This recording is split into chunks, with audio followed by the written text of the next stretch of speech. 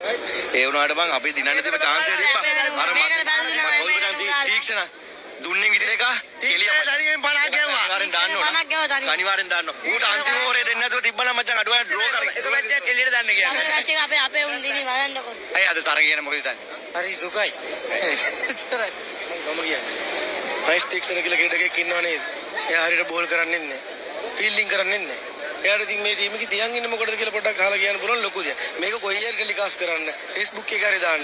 මයි තීක්ෂණ අද මැච් එක බලපු මිනිස්සුන්ගේ බෝල් අල්ලපු විදිය, ෆීල්ඩින් කරපු විදිය, බෝලට දුවන විදිය, ෆිට්නස් පේන්නේ නැහැ. කැච් අත් කියන්නේ අතරින් බෝල අතාරිනවා. ඊට පස්සේ බෝලින් වලට ඕස් 3යි බෝල් තුනට ලකුණු 40 ගාණක් ගැව්වා එයාට. ඒතොර එයා මොකටද ඉන්නේ කියලා තේරෙන්නේ නැහැ. ඕක පොඩ්ඩක් දාන්න. විශේෂයෙන් එයා බෝලට දුවන්නේවත් නැහැ. කොයි වෙන ලෝකෙක ඉන්නවා වගේ. මේක අනිවාර්යෙන් දාන්න. එතකොට එයාට ආදේශකයක් කවුරු ඉන්නවද අපේ? ආදේශය ටෙවින් මෙතුව කියලා කොල්ලෙක් ඉන්නවනේ. ටෙවින් මෙතුව කියලා කොල්ලෙක් ඉන්නවනේ. Speed bowler. ආදේශයක් ඉතින් නිසා බේසික් එක නැත්තම් ෆීල්ඩින්ම කරන්නේ නැත්තම් කොහොමද තියාගන්නේ? අමාරුයිනේ. අපි කියන්නේ ආ ග්‍රවුන්ඩ් එක අපි දැන් බැලුවම බෝලට මූව් වෙන්නේවත් නෑ හරියට. එක තැන හිටගෙන වෙන ලෝකෙක ඉන්නවා වගේ ඉන්නවා. ඉතින් බෝලනුත් බැලුවම මොකටද ඒවා තියන්නේ? ලාස්ට් ඕවර් දෙන්න දීප අපේ ඩීල්සා මස්සංග අර බයිරවයට දිගටම ගහපු එකට උඩ ලාස්ට් ඕවර් දුන්නා. අපි නැත්තම් මේ මැච් එක දිනනවා අපි. මම කියන්නේ දිගටම ඩීල්සා මස්සංග මැච් දිනන කමන්නේ අපි ඊළඟ ගහමු. ඉතින් එහෙම තමයි ඉතින් මැච් දිනනවා පරදිනවා පොඩි මිස්ටේක්ස් වලින් මැච් එක ගියා. Yes, beaten. We have beaten the home team here. We are so happy. Zimbabwe is making it to Super 8 with style. Fielding not bad. Bowling පොඩ්ඩක් weak වුණා. leg එකේ දැම්ම bouncers. leg එකේ short balls දැම්ම.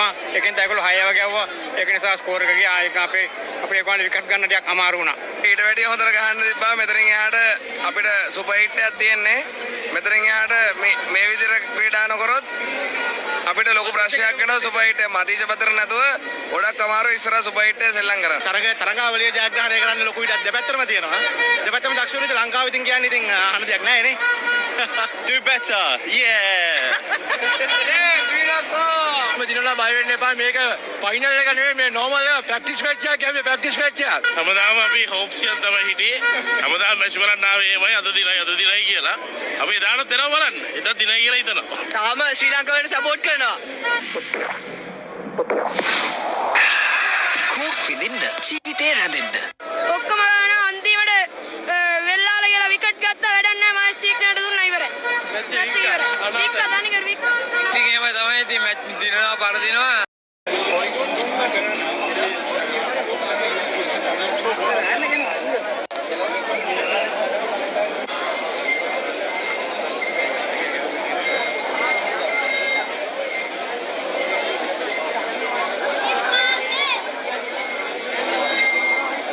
කට්ටක් දෙනවා.